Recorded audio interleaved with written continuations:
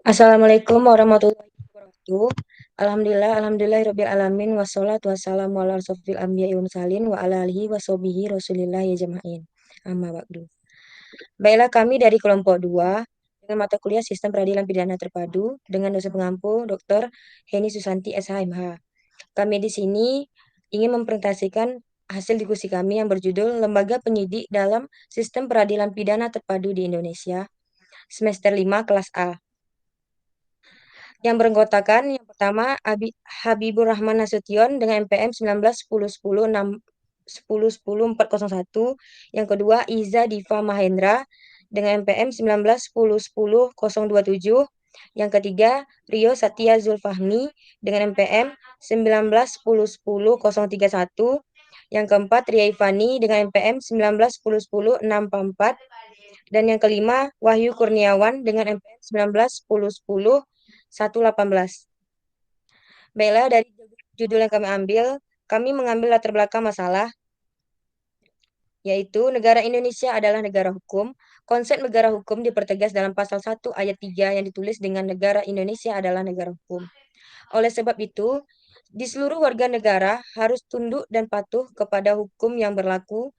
Pada yuridis positivisme, mendoktrinkan Destat negara adalah negara yang menata seluruh kehidupan di dalamnya berdasarkan atas aturan-aturan yang hidup yang telah dipositifkan secara formal sebagai undang-undang, yang oleh sebab itu telah berkepastian sebagai satu-satunya hukum yang berlaku di suatu wilayah negeri tersebut.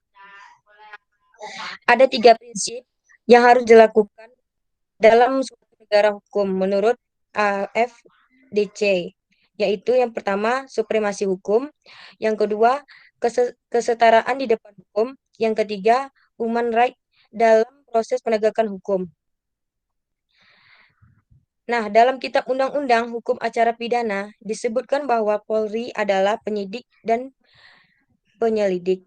Hal ini dipertegas lagi dalam pasal 2 Undang-Undang Nomor 2 Tahun 2002 tentang Kepolisian Negara Republik Indonesia, yang menyebutkan bahwa fungsi kepolisian adalah menjalankan salah satu fungsi pemerintahan negara dalam tugas penegakan hukum selain perlindungan, pengayoman, dan pelayanan masyarakat.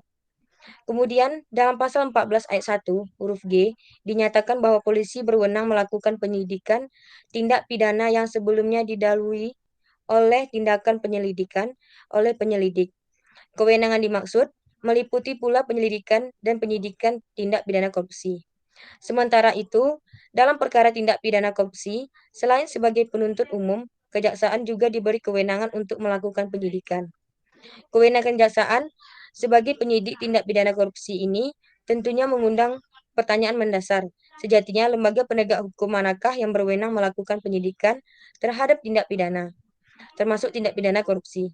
Untuk mendapatkan pemahaman yang lebih komprehensif tentang jawaban bagi pertanyaan tersebut, maka kami akan mengambil beberapa rumusan masalah.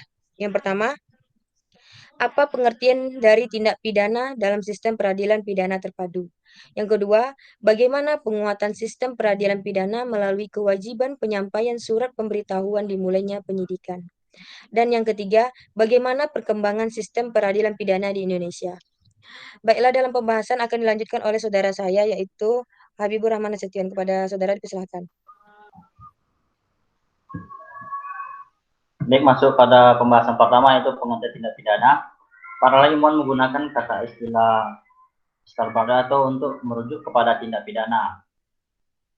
Di dalam KUHP hanya ada asas legalitas pasal 1 KUHP yang merupakan landasan yuridis untuk menyatakan suatu perbuatan sebagai perbuatan yang dapat dipidana.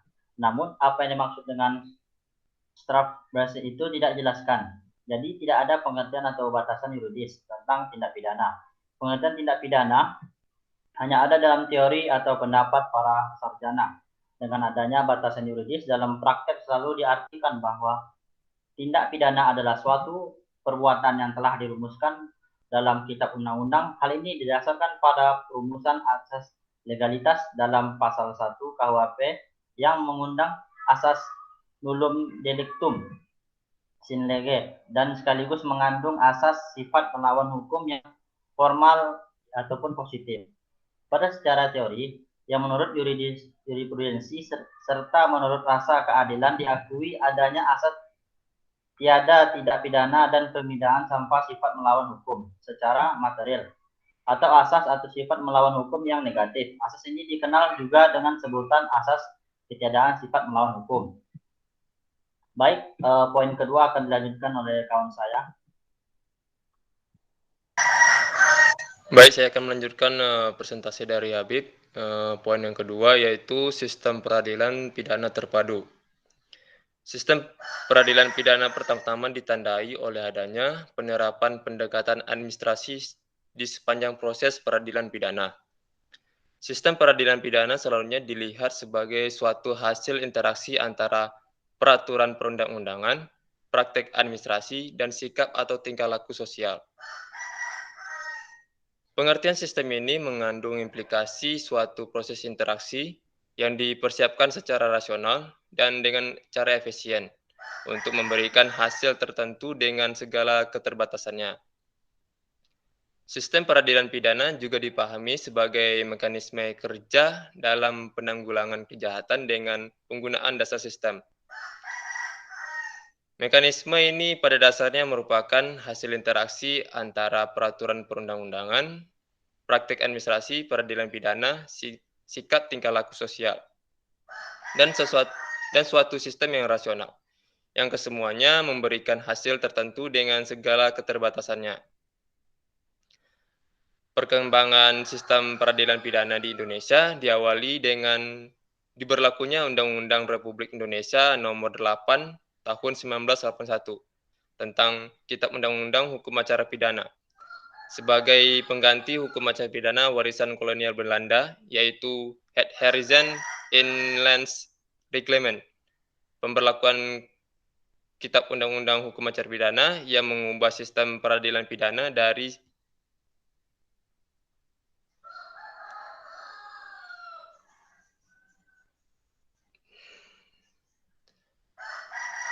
sistem peradilan kolonial ke sistem peradilan pidana Indonesia, sekaligus juga mengubah sistem peradilan pidana dari sistem inquisitor ke sistem accusator.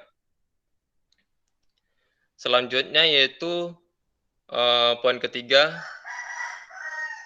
penguatan sistem peradilan pidana melalui kewajiban penyampaian surat pemberitahuan dimulainya penyidikan.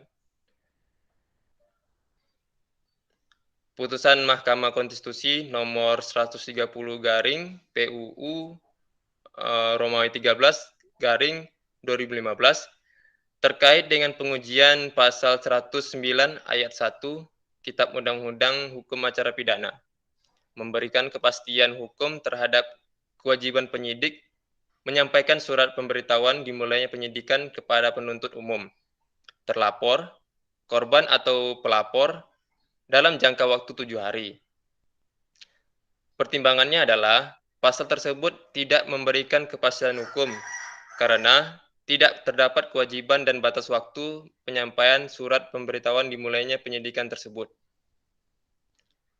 Terhadap sistem peradilan pidana, terutama menyangkut keterpaduan dalam mencapai tujuannya, putusan Mahkamah Konstitusi ini semakin menegaskan adanya check dan balance dari sistem kepolisian dengan kejaksaan. Dengan adanya koordinasi yang jelas antara kedua subsistem ini, selain sebagai salah satu untuk terlaksananya mekanisme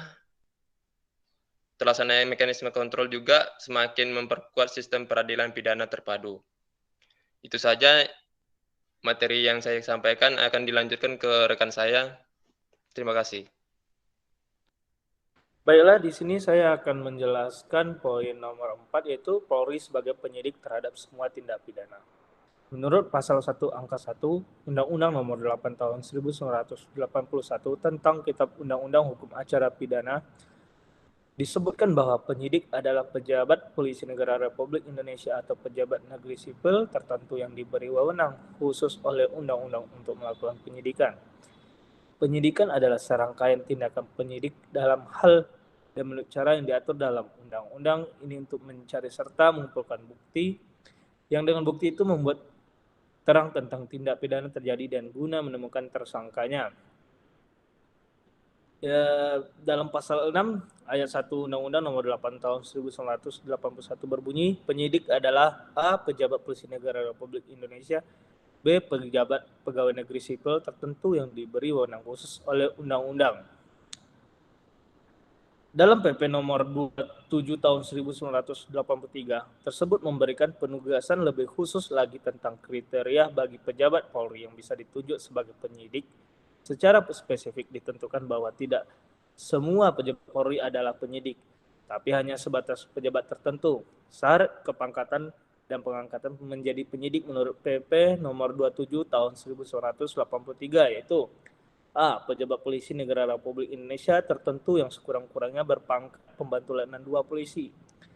B. Pejabat pegawai negeri sipil tertentu sekurang-kurangnya mengatur muda tingkat 1 golongan 2B atau yang disamakan dengan itu PPRI nomor 58 tahun 2010 tentang perubahan atas PPRI nomor 27 tahun 1983 tentang pelaksanaan Kitab Undang-Undang Hukum Acara Pidana. Adapun pejabat yang berwenang untuk mengangkat penyidik adalah Kepala Kepolisian Negara Republik Indonesia. Khusus penyidik pegawai negeri sipil diatur dalam pasal 6 ayat 1 huruf B, yaitu pegawai negeri sipil yang mempunyai fungsi dan wewenang sebagai penyidik. Pemberian wewenang penyidikan pada salah satu pasal, yaitu Undang-Undang Merek Nomor 19 Tahun 1992 diubah menjadi Undang-Undang Nomor 14 Tahun 1997. Untuk dapat diangkat sebagai penyidik, pembantu harus memenuhi persyaratan sebagai berikut. A. Mengikuti dan lulus pendidikan pengembangan spesialis fungsi reserse kriminal.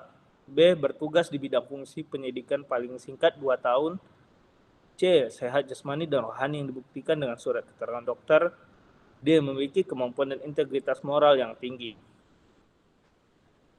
Kepada pejabat Kepolisian Negara Republik Indonesia yang ditunjuk oleh Kepala Kepolisian Negara Republik Indonesia, penyidik karena kewajiban mempunyai wewenang A. Menerima laporan atau pengaduan dari seseorang ada tindak pidana. B. Menyuruh berhenti seorang tersangka. C. Melakukan pemeriksaan. E. Mengambil sidik jari dan memotret seseorang. F. Memanggil orang untuk didengar dan diperiksa sebagai tersangka atau saksi. G. Mendatangkan orang ahli yang diperlukan dalam hubungan dengan pemeriksaan perkara. H. Mengadakan penghentian penyidikan. I. Mengadakan tindakan lain menurut hukum yang bertanggung jawab. Adapun pejabat yang diberi wewenang sebagai penyidik oleh undang-undang adalah antara lain 1. Pejabat Polri, pasal 6 KUHP. 2. PPNS atau pejabat pegawai negeri sipil, pasal 6 KUHP, dan undang-undang khusus terkait yaitu Undang-Undang Perbankan, Undang-Undang Pasar Modal, Undang-Undang Pengelolaan Lingkungan Hidup, dan Undang-Undang Perikanan. 3. Perwira TNI Angkatan Laut, pasal 14 Undang-Undang ZEEI nomor 5 tahun 1983, pasal 73 ayat 1 Undang-Undang Perikanan nomor 31 tahun 2004, pasal 39 ayat 2 Undang-Undang Konversi Hayati nomor 5 tahun 1990, pasal 99 ayat 1 Undang-Undang Pelayaran nomor 21 tahun 1992. 5. Kejaksaan. Undang-Undang Dasar 1945 secara implisit mengatur keberadaan Kejaksaan Republik Indonesia dalam sistem ketatanegaraan sebagai badan yang terkait dengan kekuasaan kehakiman. Pasal 24 ayat 3 Undang-Undang 1945 Amandemen dan Undang-Undang Nomor 16 Tahun 2004 tentang Kejaksaan Republik Indonesia Nomor 3 Junto. Pada pasal 41 Undang-Undang Nomor 4 Tahun 2004 tentang kekuasaan kehakiman, tentang kedudukan disebutkan kejaksaan adalah lembaga negara atau lembaga penegak hukum yang melaksanakan kekuasaan negara di bidang penuntutan serta kewenangan lain berdasarkan undang-undang. Dapat disimak bahwa terdapat perubahan rumusan sebenarnya hanya mengubah pasal 2 ayat 1 Undang-Undang Nomor 16 Tahun 2004. Kejaksaan mempunyai kewenangan berawal dari ketentuan pasal 284 KUHP. Kewenangan kejaksaan untuk menyidik suatu tindak pidana adalah bersifat sementara dan untuk tindak pidana tertentu. Politik hukum KUHP dalam bidang penyidikan menempatkan penyidik Polri sebagai penyidik utama yang berwenang melakukan penyidik terhadap semua jenis tindak pidana. Hal ini terlihat dari politik hukum yang tertuang dalam Undang-Undang Nomor 5 Tahun 1991 tentang Kejaksaan dan Undang-Undang Nomor 16 Tahun 2004 tentang Kejaksaan. Secara eksplisit tertuang dalam pasal 30 ayat 1 huruf D. Sedangkan menurut pasal 13 KUHP, penuntutan dilakukan oleh penuntut umum, yaitu jaksa yang diberi wewenang oleh undang-undang untuk melakukan penuntutan dan melaksanakan penetapan hakim. Semua jenis tindak pidana penuntut umum adalah jaksa pada Lembaga Kejaksaan Republik Indonesia, kecuali untuk tindak pidana korupsi terdapat jaksa penuntut umum dari lembaga KPK. Baiklah, selanjutnya akan dibaca oleh rekan saya. Terima kasih. Baiklah, di sini saya akan melanjutkan penjelasan yaitu poin ke-6, yaitu tentang pengadilan. Secara konstitusional, susunan dan organisasi sistem peradilan di Indonesia dapat kita lihat dalam ketentuan pasal 24 Undang-Undang Dasar Negara Republik Indonesia tahun 1945, amandemen, dan Undang-Undang Organik yang mengatur kekuasaan kehakiman. Pasal 24 ayat 2 menyatakan bahwa kekuasaan kehakiman dilaksanakan oleh sebuah Mahkamah Agung dan badan peradilan yang berada di bawahnya, dalam lingkungan peradilan umum, lingkungan peradilan agama, lingkungan peradilan militer, lingkungan peradilan tata usaha negara, dan sebuah mahkamah konstitusi. Menurut pasal 24 ayat 2 tadi, Mahkamah Agung merupakan puncak dari peradilan. Penegasan lebih lanjut tercantum pada pasal 20 ayat 1 Undang-Undang Nomor 48 Tahun 2009 tentang kekuasaan kehakiman atau Undang-Undang tentang kekuasaan kehakiman, bahwa Mahkamah Agung merupakan pengadilan negara tertinggi dari 4 lingkungan peradilan. Mahkamah Agung sebagai puncak peradilan membawa konsekuensi adanya one rope system dalam penyelenggaraan sistem peradilan di Indonesia, sehingga pembinaan yudisial maupun susunan organisasi, administrasi, kepegawaian, dan masalah finansial badan peradilan yang di bawahnya berada di Mahkamah Agung. Baiklah, selanjutnya poin ke-7, yaitu tentang lembaga pemasyarakatan. Lembaga pemasyarakatan adalah instansi teknis Direktorat Jenderal Pemasyarakatan yang bertanggung jawab dalam pelaksanaan pembinaan narapidana atau warga binaan yang diatur di dalam Undang-Undang Nomor 12 Tahun 1995 tentang pemasyarakatan.